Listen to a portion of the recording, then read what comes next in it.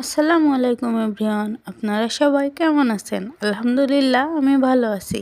নারী যে ঘরে জন্ম নেয় জীবনের 18টা বছর পার করে দেয়।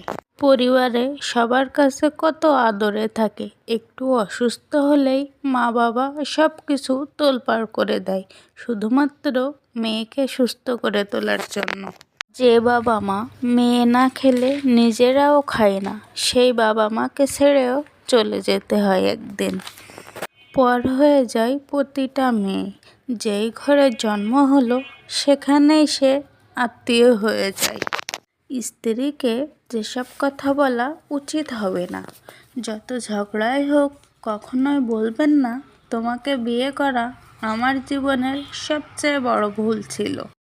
স্ত্রীর পরিবারের কাউকে আপনার পছন্দ না হতেই পারে, কিন্তু সেটা আপনার স্ত্রীকে বলবেন না। কখনো স্ত্রীকে খাবারের খোঁটা দেবেন না। এতে স্ত্রী যে কষ্ট পাবে সেই কষ্ট আপনি সারা জীবনেও মুছতে পারবেন না। স্ত্রীর সামনে পরনারীর প্রশংসা করবেন না, এতে করে স্ত্রীর মন খারাপ হবে। ঝগড়া করতে ইচ্ছা হলে ঝগড়া করবেন, কিন্তু গালাগালি করবেন না। স্ত্রীকে ভালো রাখার চেষ্টা করুন। স্ত্রীকে নিয়ে মাঝে মাঝে বেড়াতে যান। বাইরে থেকে স্ত্রীর জন্য অল্প কিছু হলেও কিছু কিনে নিয়ে আসেন।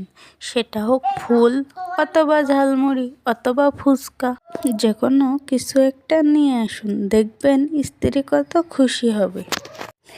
স্ত্রী রাগ অভিমান করলে তাকে একটু সময় দিন, তাকে নিয়ে মজা করুন, দেখবেন এক নিমিষেই স্ত্রীর রাগ অভিমান সব ভুলে যাবে, আপনাকে আবারও কাছে টেনে নেবে।